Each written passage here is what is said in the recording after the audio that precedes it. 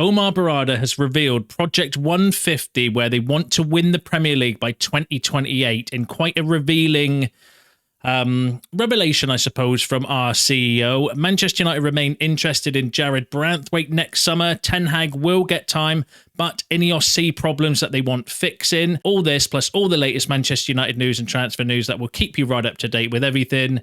Welcome to Man United Review. My name's Jamie. Before we get into it, please smash a like on the video and let's jump straight into it. So let's kick off with the Jarrad Branthwaite news. So it's been said HITC understands that Manchester United remain interested in signing Jarrad Branthwaite, and they will look to bring him to Old Trafford in 2025. HITC have been told that United's football supremo Dan Ashworth, who was in full agreement with the initial bid for Branthwaite as it came before he was actually in charge, is fully focused on pursuing him once again next year. United are due to move on both Victor Lindelof and Harry Maguire next summer. The pair are out of contract, and HITC is told there are no plans to offer them extensions at this point. So that came from Graham Bailey. Now, Graham Bailey is, I think he's a mixed journalist. He's hit and miss, sometimes credible, sometimes not credible. Suggesting that, firstly, I thought the interesting point from that report was no sign of offering Victor Lindelof a new contract, which is fair enough. But also, interestingly, Harry Maguire as well, because, there might be a temptation from United to maybe extend he's in his 30s now, but give him maybe a shorter term contract. But the fact is, he's on an absolute fortune, not first choice. I don't think you can pay that sort of money for a player that's going to potentially be, at the moment, he's probably third choice. But then when we get Euro back, is Euro going to be, second, third, fourth? So he's going to go down and down the pecking order. And I don't think you can pay that sort of wages for a player that, is effectively going to be a rotation option. So the first point with that, the fact is that there's no sign at the moment that either of those are going to be offered a new contract, which I agree with. I think it is time that both moved on next summer. But then going back to the first story saying that that potentially United are still going to be going in for Jarrad Branthwaite next summer. And I kind of think there's, not that I believe the credibility of that story, but more credible people like the Muppeteers, for example, has always kind of said, even during the summer, that he expected United to go back in for Branthwaite. Obviously, that didn't materialise, probably because of the funding and the fact we couldn't move on players as quickly and as for as much as we were potentially expecting. So we couldn't generate quite enough income for PSR rules, so that never actually materialised. But you don't make a bid for a player, negotiate personal terms, and then forget about them if they're a player as young as Branthwaite is. So unless something else emerges, I can see Branthwaite being a top contender to be our one of our main transfer targets for next summer. I do think he's definitely on that kind of list. But let me know what you think about that in the comments. And another story I've been bringing you, there's been a lot of news recently regarding Chris Rigg, the youngster from Sunderland, who, and I've been saying I wanted to wait for a bit more credibility regarding the stories because they were coming from, like TalkSport and Graham Bailey. Do you know what I mean? These sort of journalists who are not always the most credible sources. But the Muppeteers, who is a really credible source, has said that United are scouting Chris Rigg. So he's confirmed that we definitely are looking at Chris Rigg. One of the other youngsters that we've been heavily linked with is Franco Mastantuono. I'm probably butchering his name, so apologies. The Muppeteers, however, confirmed they don't think that we're going to be likely signing him. Remember, it's kind of rumoured that us and Real Madrid were interested in the young attacking midfielder from Argentina. But the rumours were that United were ahead of Real Madrid and Real Madrid were potentially pulling out the race. But according to the Muppeteers, doesn't look likely we're going to be going for him. However, has confirmed that we are definitely scouting Chris Rigg, who seems to be a player of interest. Apparently, United don't want to lose out on him because he's seen as, I think it's kind of a little bit lazy likening him to Jude Bellingham because they are slightly different profiles of players, but I can see the comparison, what people are on about, because Jude Bellingham was a young player doing absolute absolutely bossing it in the Championship amongst men. He was a boy amongst men, but absolutely dominating them. And then has obviously gone on to be a pretty decent player, hasn't he? And they kind of see Chris Rigg as that same trajectory where he's 17 years old, absolutely bossing it in the Championship, playing like in a really physical league. So they kind of see him as that's where the kind of comparisons come with Jude Bellingham, the fact that they seem to be on very similar kind of pathways. So apparently that could be one. Again, keeping an eye out. There's the most credible kind of source coming out confirming, though, that we are definitely scouting Chris Rigg, but I'd imagine we're scouting loads of players. So we'll still wait and see a bit more credibility. But I do think there is something in those stories, whether it's United getting linked heavily to generate interest, could possibly be that, or is it just 2 and 2 together because we're scouting him, United are interested, and throwing the stories out there. We'll have to wait and see how that one develops, but he does seem like he's a possibility for future transfer windows. So definitely one we'll keep an eye on. Let me know what you think, though, about Chris Rigg in the comments. Now, from one young player to another, couple of young players in our own, Amad and Kobbie Mainoo. Manchester United are preparing to hold new contract talks with Kobbie Mainoo and Amad. That came from Sky, so a decent source.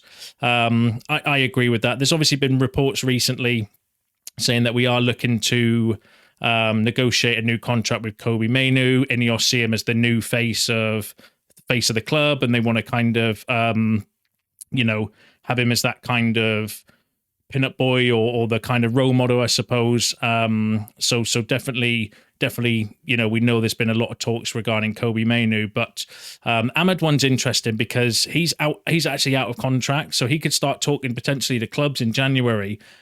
However, he does have a +1 on his contract. So the reports on that were, I think it was a couple of weeks ago, saying that they're relaxed about Amad's contract situation because they can do the +1 and then it gives them longer to negotiate with him. But the sooner I think they can get both of those players tied down, the better for me. I think they're, I rate both players, obviously both young, both kind of making their way. And I do think they've got a future at the club. So I'm definitely excited to see them tied down to hopefully long-term contracts, but just not on stupid wages like we would have done in the past. So hopefully that's those days are gone, but we'll have to wait and see. But exciting stuff. I'm buzzing if both of those sign new deals.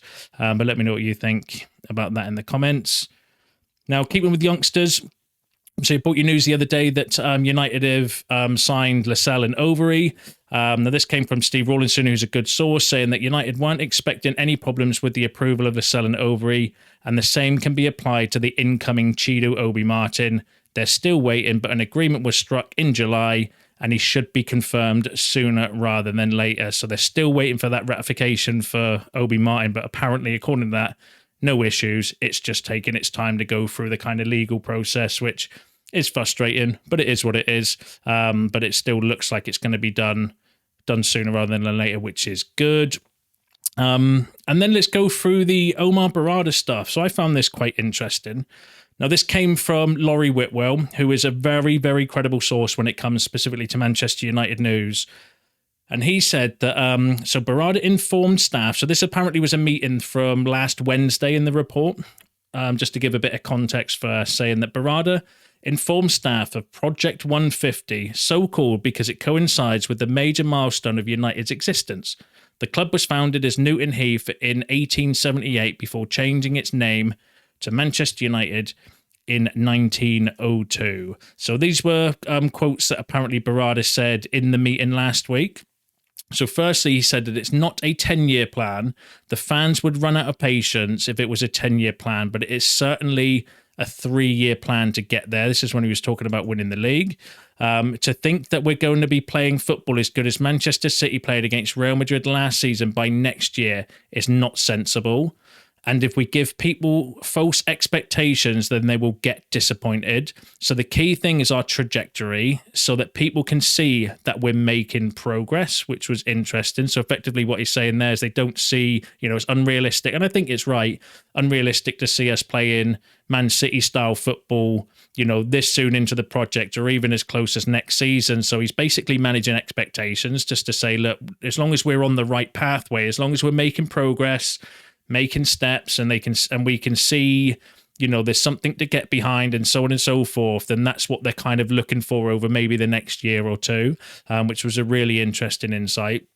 Berrada also said, I think that the club's 150th anniversary in 2028, if our trajectory is leading to a very good place in that sort of time frame, then we'd be very happy with that, because it's not easy to turn Manchester United into the world's best football team. So even Omar Berrada himself saying that this is not going to be an easy job. However, they've penciled in the 28. I hope that's the 27-28 season that he's on about, because I think realistically that could be doable, because that's 3 years. If he's on about 28-20, yeah, it must be, because it's 28 to win the Premier League. What do you think about that? Do you think that's a realistic time frame to be winning the Premier League? Like, I like those quotes so far from Berrada, because I think it's managing expectations. It's not unrealistic neither. It's not saying we want to win it as soon as possible, and kind of giving a vision, I suppose, to say, look, we're prepared to, as long as we can see that there is progress, we're prepared to give it time, because we want to get there in this specific year, which is fair enough. And then he also said the ultimate target for Manchester United, and it's always going to be thus really, is that we should be challenging for the Premier League and challenging for Champions League. It's one of the best clubs in the world. Now, that all came from Laurie Whitwell, directly from Omar Berrada in a meeting that he gave to United staffers in that last Wednesday, by all accounts. So I thought that was a really interesting article, and gives you a little bit of insight into the kind of vision of the club, the plan, the fact that, like I said, they want us to, or they expect us, or are kind of hoping, I suppose, to be winning the Premier League, or at least challenging for the 2028 season. So that'd be the 27-28 season, surely. And that between now and then, as long as they're on the right trajectory, they don't expect to be playing Man City style football this year or even possibly next year, but as long as there's signs of progress and we're slowly getting there, then that's ultimately what they're looking for.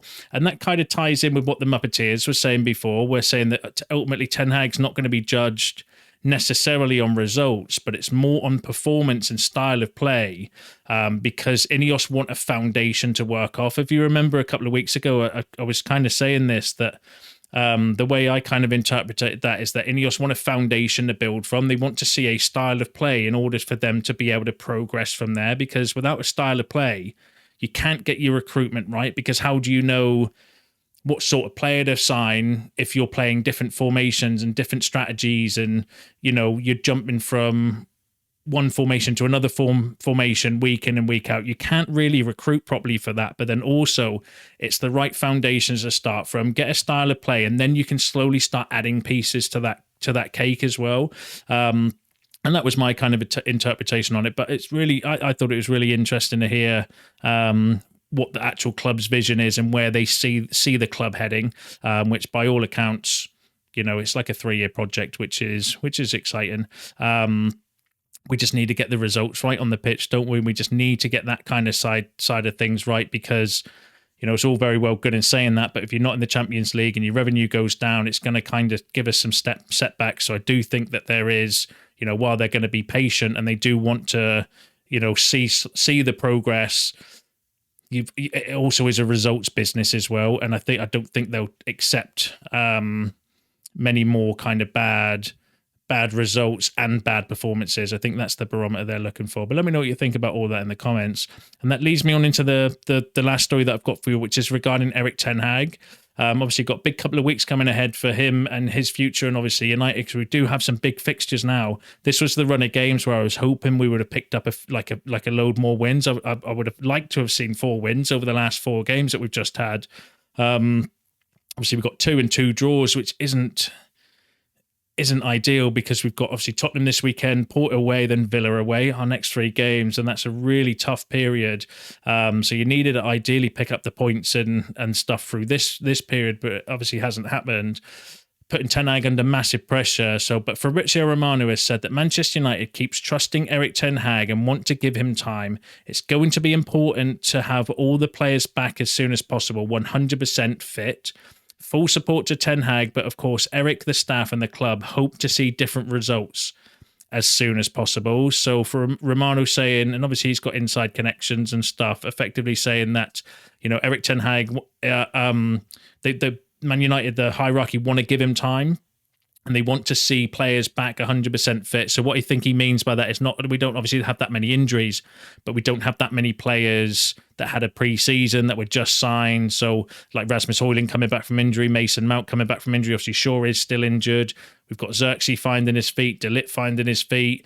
Lenny Yoro's not even played, a Premier League game for us. He's obviously brought you news the other day that he's seen as a superstar for the future as well. So there are, some factors involved. I don't buy that that's the reason why, we haven't had the results at the moment as well. I think there's other things to kind of factor into that as well. But according to Romano, they want to give him time. However, that we need to see the results pick up as soon as possible, because I think we've got a really tough run of games, and if that bigger that gap gets between us and the top four, I think the more nervous Ineos are going to get personally.